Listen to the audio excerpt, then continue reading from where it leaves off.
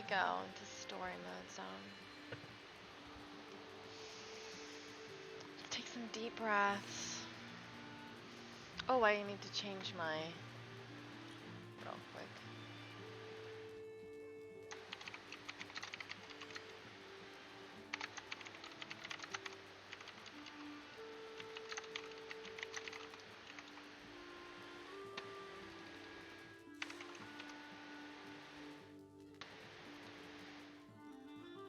All right.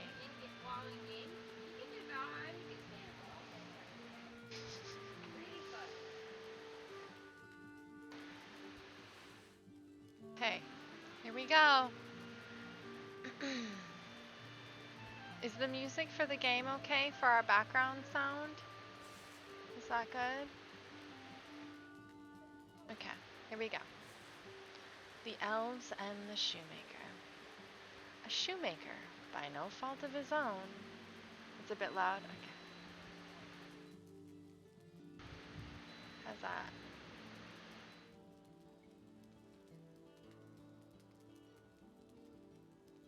A shoemaker, by no fault of his own, had become so poor that at last he had nothing left but leather for one pair of shoes. So in the evening he cut out the shoes which he wished to make the next morning, and as he had a good conscience he lay down quietly in his bed, commending himself to God, and fell asleep. Commended himself to God and fell asleep. In the morning, after he had said his prayers and was just going to sit down to work, you didn't notice the difference? Weird, because it's like, oh, here we go, that's why. There we go, how's that?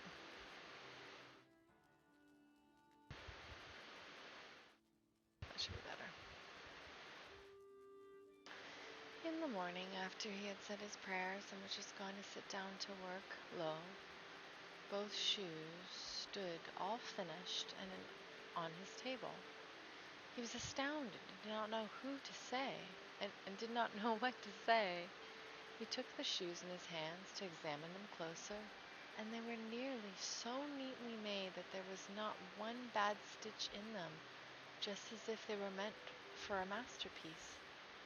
Soon after, a buyer came in, and as the shoes pleased him well, he paid more for them than what was customary. And with the money, the shoemaker was able to purchase leather for 2 pairs of shoes. He cut them out at night, and the next morning was about to set to work with fresh courage, but he had no need to, so for when he got up, they were already made. And the buyers also were not wanting, who gave him money enough to buy leather for 4 pairs of shoes. It's a weird sentence. And buyers also were not wanting, who gave him money enough to buy leather for 4 pairs of shoes. The following morning, too, he found the 4 pairs made, and so it went on constantly. What he cut out in the evening was finished by morning, so that he soon had his honest living again, and at last became a wealthy man. Now it befell that one evening, not long before Christmas, when the man had been cutting out, he said to his wife before going to bed, "What think you if we were to stay up tonight to see who it is that lends us this helping hand?" The woman liked the idea and lighted a candle, and then they hid themselves in a corner of the room, behind some clothes which were hanging there, and watching. When it was midnight, 2 pretty tiny naked little men came, sat down by the shoemaker's table, took all the work which was cut out before them, and began to stitch, sew, and hammer so skillfully and so quickly with their little fingers the shoemaker could not turn away his eyes for astonishment. They did not stop until all was done, and stood finished on the table, and then they ran quickly away. Next morning the woman said, "Little man have made us rich, and we really must show that we are grateful for it. They run about so much and have nothing on, and must be cold. I'll tell you what I'll do. I'll make them little shirts, coats, vests, and trousers, and knit both of them a pair of stockings. Do you make them 2 little pairs of shoes? Do you make them 2 little pairs of shoes? The man said, I shall be very glad to do it. And one night, when everything was ready, they laid their presents instead of the cut-out work all together on the table, and then concealed themselves to see how the little men would behave. Yeah, 2 little flashy creeps, yeah. Sneak into your house. At midnight, they came bounding in and wanted to get to work at once. But as they did not find any leather cut out, only the pretty little articles of clothing, they were at first astonished, and then they showed intense delight.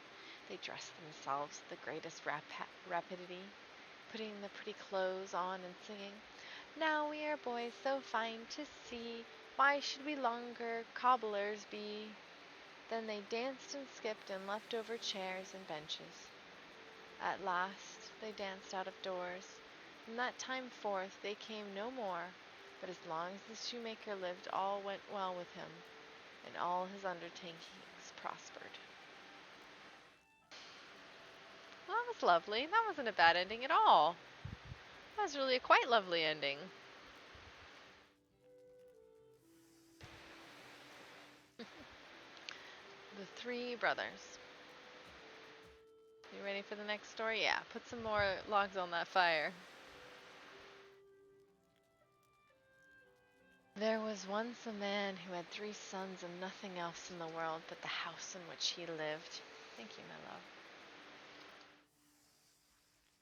Now each of the sons wished to have the house after his father's death, but the father loved them all alike and did not know what to do.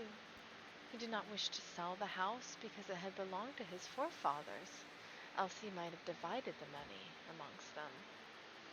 At last a plan came into his head, and he said to his sons, Go into the world and try each of you to learn a trade. When you all come back, he who makes the best masterpiece shall have this house. The sons were well content with this, and the eldest determined to be a blacksmith, the second a barber, and the third a fencing master.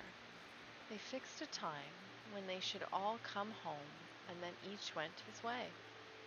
It chanced that they all found skillful masters, who taught them their trades well. The blacksmith had to shoe the king's horses, and he thought to himself, The house is mine, without doubt. The barber shaved only great people, and he too already looked upon the house as his own. The fencing master got many a blow, but he only bit his lip and let nothing vex him. For, said he to himself, if you are afraid of a blow, you'll never win the house. When the appointed time had gone by, the 3 brothers came home to their father, but they did not know how to find the best opportunity for showing their skills. So they sat down and consulted together. As they were sitting thus, all at once, a hare came running across the field. Aha! Just in time, said the barber. So he took his basin and soap and lathered away until the hare came up, and he soaped and shaved off the hare's whiskers, whilst he was running at the top of his speed, and did not even cut his skin or injure a hair on his body. Well done, said the old man. Your brothers will have to exert themselves wonderfully, or the house will be yours. Soon after, up came a nobleman in his coach, dashing along at full speed. Now you shall see what I can do, father, said the blacksmith. So away he ran after the coach.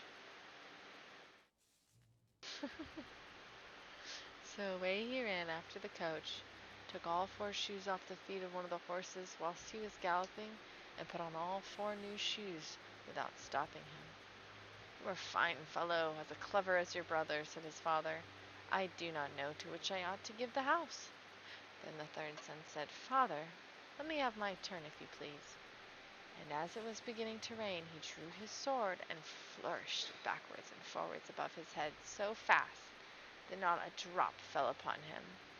It rained still harder and harder still. At last it came down in torrents, but he only flourished his sword faster and faster, and remained as dry as if he were sitting in a house. When his father saw this, he was amazed and said, This is the masterpiece. The house is yours. His brothers were satisfied with this, as we agreed beforehand, and as they loved one another very much, they all three stayed together in the house, followed their trades, and as they had learnt them so well and were so clever, they earned a great deal of money. Thus they lived together happily until they grew old, and at last, when one of them fell sick and died, the two others grieved so sorely about it that they also fell ill and soon after died. And because they all had been so clever and had loved one another so much, they were all laid in the same grave. Is that about, like, live together with your siblings in the house that your parents built versus trying to break it up with each other? That was another kind of, like, lovely, simple story. The little table set thyself gold ass and cudgel out of the sack. What? Excuse me, what? I'm sorry, back to story mode. Yes, when they don't leave you disturbed, it's very good. Okay, his story. There was once upon a time a tailor who had 3 sons and only 1 goat. But as the goat supported whole of them with their milk, she was obliged to have good food and to be taken every day to pasture. The sons therefore did this in turn. Once the eldest took her to the churchyard, where the finest herbs were to be found, and let her eat and run about there. At night, when it was time to go home, he asked, "Goat, have you had enough?" The goat answered, "I have eaten so much, not a leaf more I'll touch, Mamma." "Come home then," said the youth, and took hold of the cord round her neck, led her into the stable, and tied her up securely. "Well," said the old tailor, "has the goat had as much food as she ought?" "Oh," answered the son, "she has eaten so much, not a leaf more she'll touch." But the father wished to satisfy himself and went down to the stable, stroked the dear animal, and asked, "Goat, are you satisfied?" And the goat answered, "With what should I be satisfied? Among the graves I leapt about, and found no food, so went without, Mamma." "What do I hear?" cried the tailor, and ran upstairs, and said to the youth, "Oh, lo, you liar! You said the goat had had enough, and have let her go hungry." And in his anger you took a yard measure from the wall and drove him out with blows. Next day it was turn of the second son, who looked out for a place in the fence of the garden, where nothing but good herbs grew, and goat cleared them out, and the goat cleared them all off. At night, when he wanted to go home, he asked, "Goat, are you satisfied?" And the goat answered, "I have eaten so much, not a leaf more I'll touch, Mamma." "Come home then," said the youth, and led her home, and tied her up in the stable. "Well," said the old tailor, "has the goat had as much food as she ought?" "Oh," answered the son, "she has eaten so much, not a leaf more she'll touch." The tailor would not rely on this, but went down to the stable and said, "Goat, have you had enough?" The goat answered, "With what should I be satisfied? Among the graves I leapt about, and found no food, so went without, Mamma." "The godless wretch!" cried the tailor, "to let such a good animal go hungry!" And he ran up and drove the youth out of doors with the yard measure. Now came the turn of the third son, who wanted to do the thing well, and sought some bushes with the finest leaves and let the goat devour them. In the evening, when he wanted to go home, he asked, "Goat, have you had enough?" And the goat answered, "I have eaten so much, not a leaf more I could touch, Mamma." "Come home then," said the youth, and led her into the stable and tied her up. "Well," said the old tailor, "has the goat had a proper amount of food?" "She has eaten so much, not a leaf more she'll touch." The tailor did not trust to that, but went down and asked the goat, "Have you had enough?" The wicked beast answered, "With what should I be satisfied? Among the graves I leapt about, and found no leaves, so went without, Mamma." "Oh, the brood of liars!" cried the tailor, "each as wicked and forgetful of his duties as the other. Ye shall no longer make a fool out of me. And quite beside himself with anger, he ran upstairs and bellaboured the poor young fellow so vigorously with the yard measure that he sprang out of the house. I have never seen that word, bellaboured. I need to Google that real quick. Bellaboured.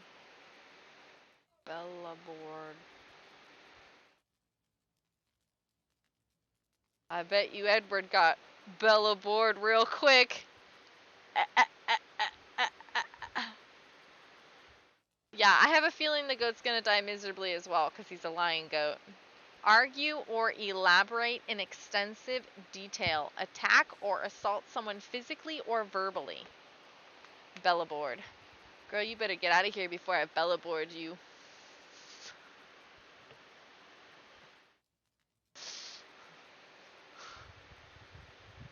Oh, sorry.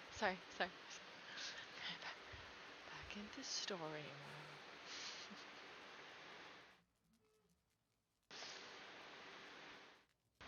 Okay, where was I getting? He was getting bellaboarded. Okay, the old tailor was now alone with his goat. Next morning he went down into his stable, caressed the goat, and said, "Come, my dear little animal, I myself will take you to feed." He took her by the rope and conducted her to green hedges and amongst milfoil and whatever else goats like to eat. "There you may for once eat to your heart's content," said he to her, and let her browse till evening. Then he asked, "Goat, are you satisfied?" And she replied, "I have eaten so much, not a leaf more I'll touch, mamma." "Come home then," said the tailor, and led her into the stable and tied her fast. When he was going away, he turned around again and said, "Well, are you satisfied for once?" But the goat did not behave better to him, and cried, "With what should I be satisfied? Among the graves I leapt about, and found no leaves, so went without. Ma, ma." When the tailor heard that, he was shocked, and saw clearly that he had driven away his 3 sons without cause. "Wait, you ungrateful creature," cried he. "It is not enough to drive you forth. I will mark you so that you will no more dare to show yourself amongst honest tailors."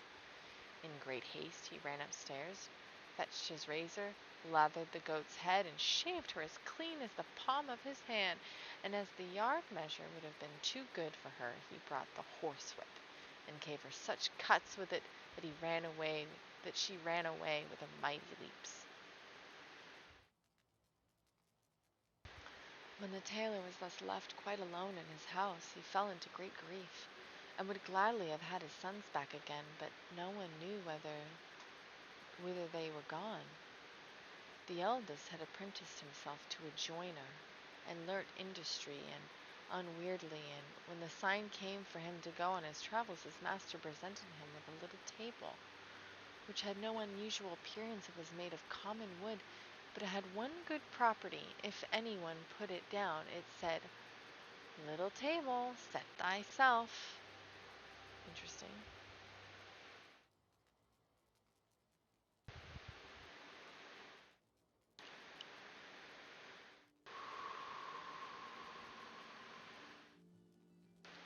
The good little table was at once covered with a clean little cloth, and a plate was there, and a knife and fork beside it, and dishes with boiled meats and roasted meats, as many as there was room for, and a great glass of red wine shone so that it made the hearts glad.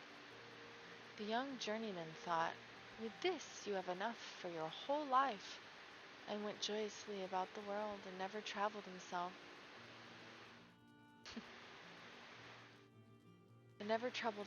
whether an inn was good or bad, or if anything was to be found in it or not.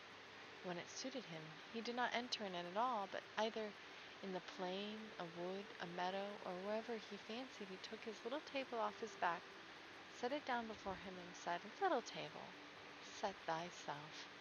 And then everything appeared that his heart desired. At length he took it into his head to go back to his fathers, whose anger would now be appeased, and who would now willingly receive him with his wishing table. It came to pass that on his way home he arrived one evening at an inn which was filled with guests, They bade him welcome and invited him to sit and eat with him, for otherwise he would have difficulty in getting anything.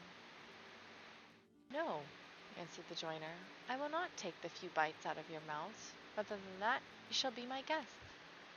They laughed and thought he was joking. He, however, placed his wooden little table in the middle of the room and said, "Little table, set thyself." Instantly, it was covered with food so good that the host could never have procured it, and the smell of it arose pleasantly to the nose of the guests. "Fall to, dear friend," said the joiner, and the guests, when they saw that he meant it, did not need to be asked twice, but drew near, pulled out their knives, and attacked it valiantly. And what surprised them most was that when a dish became empty, a full one instantly took its place. The innkeeper stood in one corner and watched the doings. He did not know what to say, but thought, "I could easily find us for such a cook as that in my kitchen. I could easily find use for such a cook as that in my kitchen." The joiner and his comrades made merry until late into the night.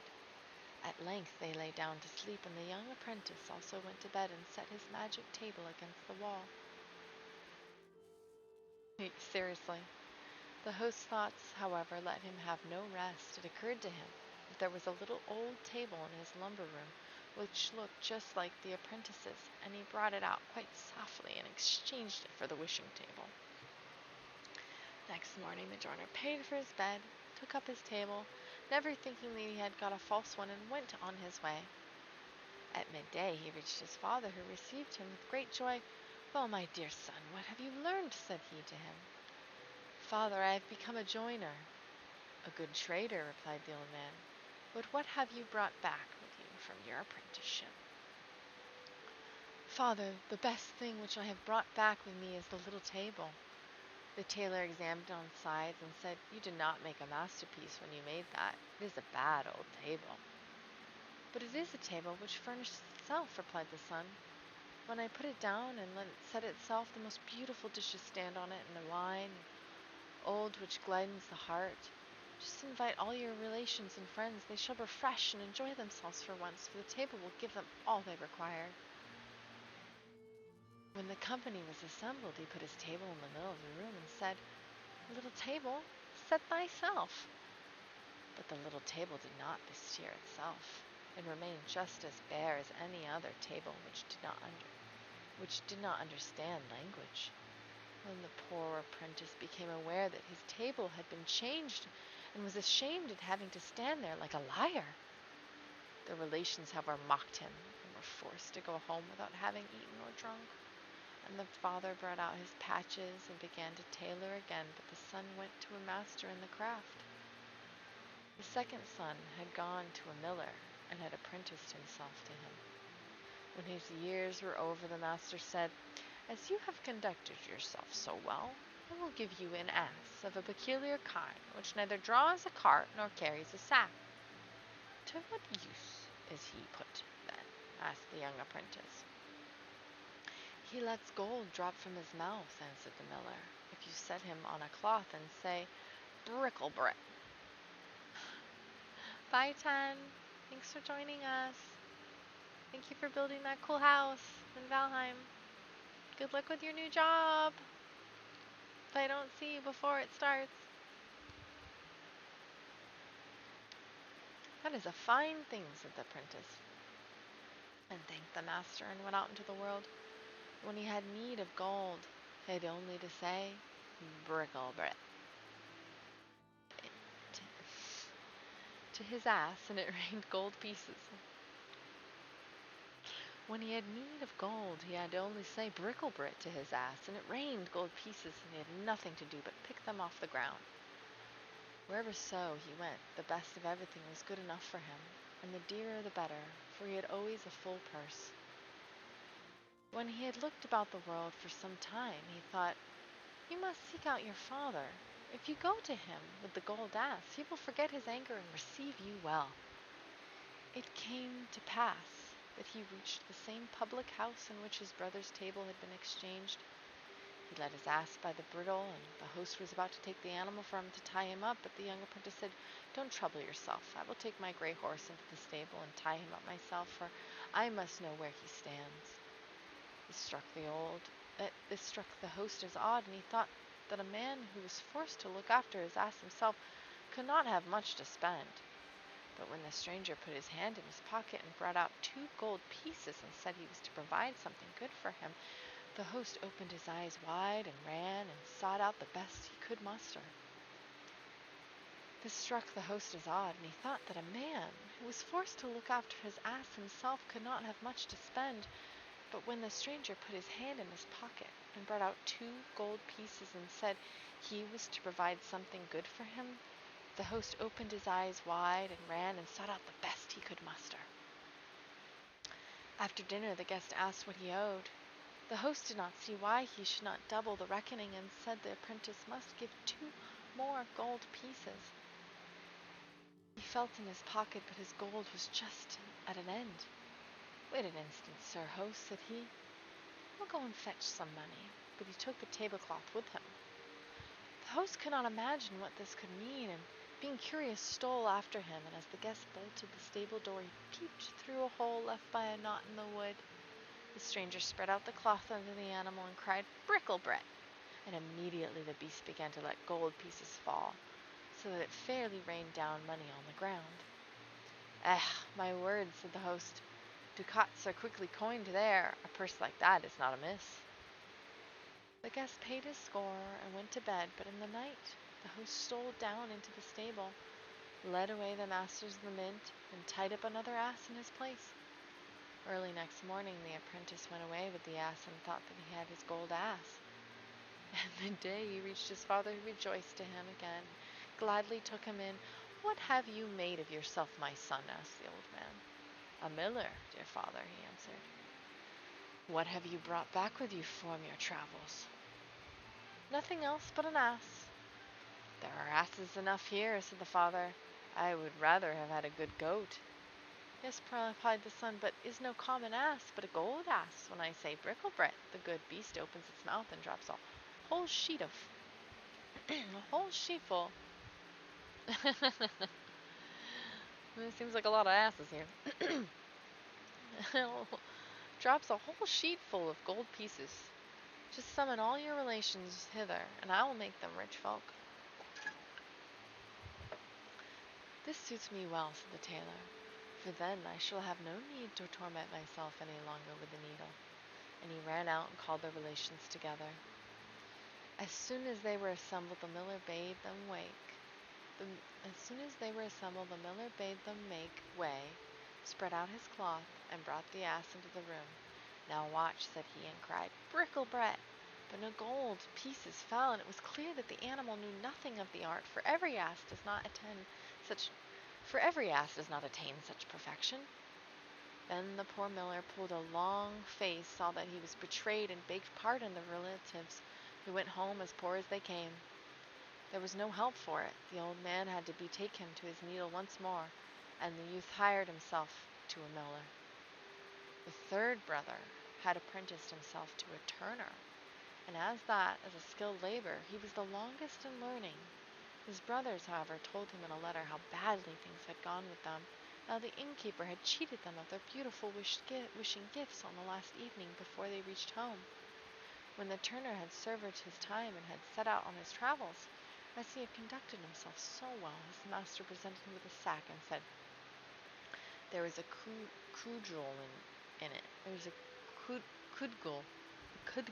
I don't know what that is. I don't even know how to pronounce that."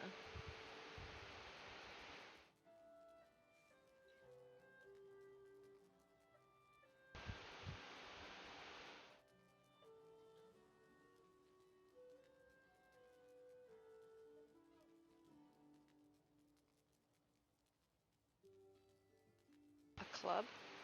Short, thick stick, or a weapon?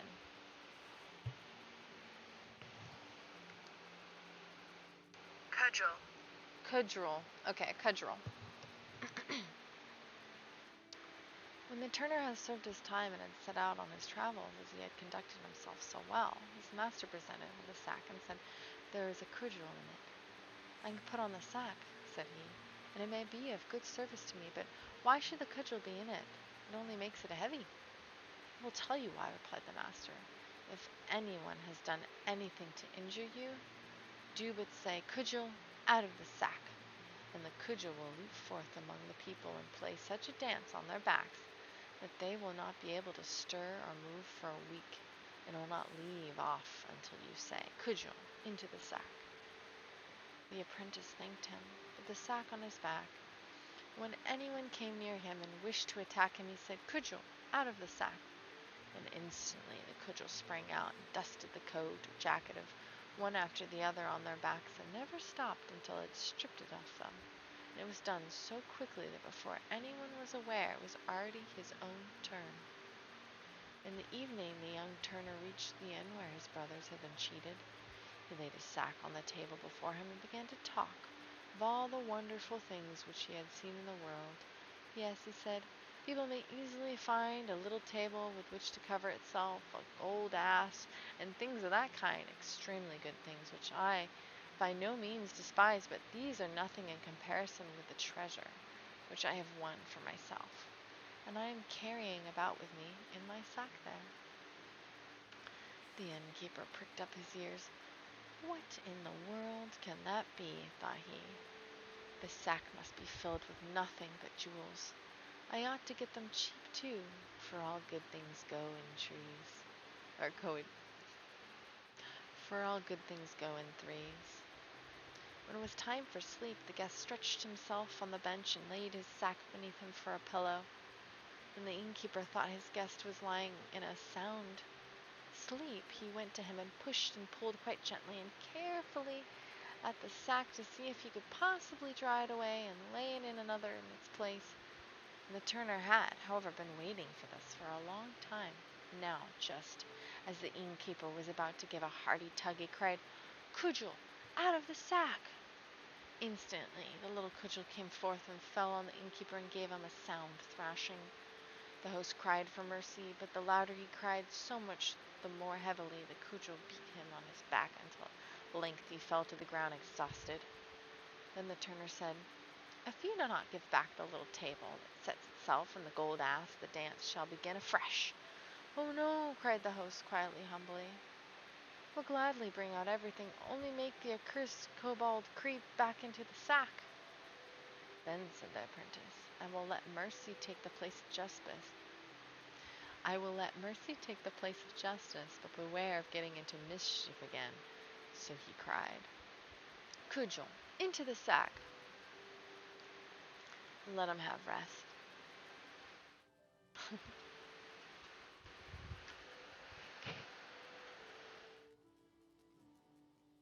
100K sandbands in the sack. Next morning, the turner went home to his father with the wishing table and the gold ass, and the tailor rejoiced when he saw him once more and asked him likewise what he had learned in foreign parts. Dear father, said he, I have become a turner. A skilled trade, said the father. What have you brought back with you from your travels? A precious thing, dear father, replied the son, a cudgel in the sack. What? Cried the father. A cudgel? That's worth your trouble indeed. From every tree you can cut one for yourself. But not one like this, dear father, if I say. Cudgel, out of the sack. And the cudgel springs out and leaves anyone who means ill by me a weary dance, and never stops until he lies on the ground and prays for fair weather. Look you, with this cudgel have I got back the wishing table and the golden ass, which the thieving innkeeper took away from my brother.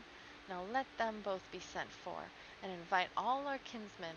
I will give them the eat and drink, and it will fill their pockets with gold into the bargain. The old tailor would not quite believe, but nevertheless got the relatives together. Then the turner spread a cloth in the room and let the gold ass, and said to his brother, Now, dear brother, speak to him. And the miller said, Bricklebrit. Oh, excuse me. Hey, Max. And instantly gold pieces fell down on the cloth. I hope you're feeling a little bit better. Oh, you sleep good. I'm glad you slept, though. I'm glad you slept. catching the tail end of this story. It's a funky one. And instantly the gold pieces fell down the cloth like a thunder shower, and the ass did not stop until every one of them had so much that he could carry no more. I can see in your face that you also would have liked to be there. I would love to be there.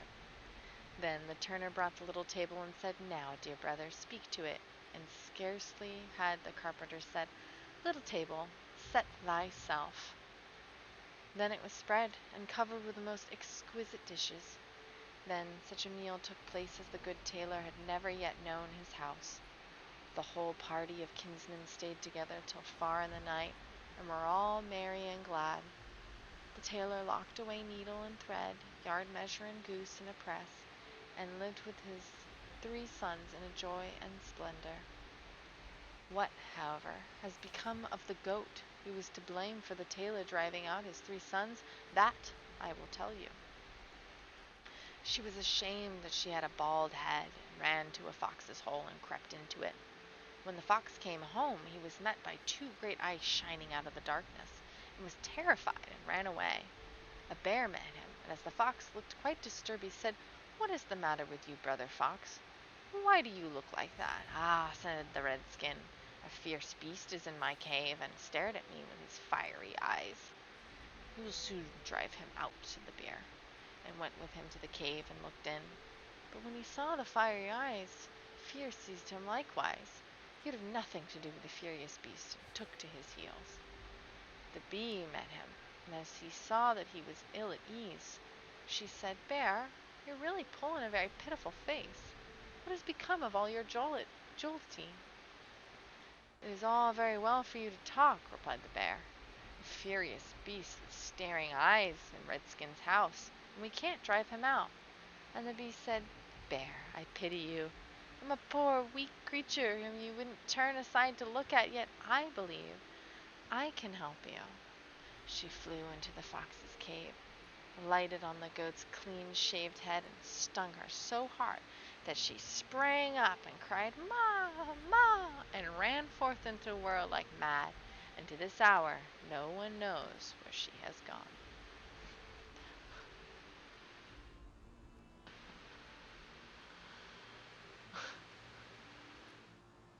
And there we go.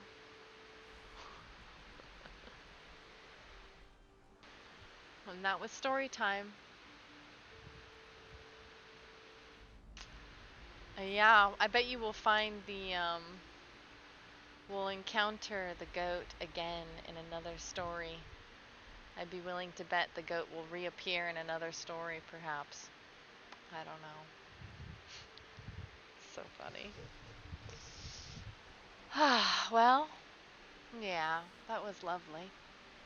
I enjoyed. I'm glad that last one was a longer one. That was good. All right.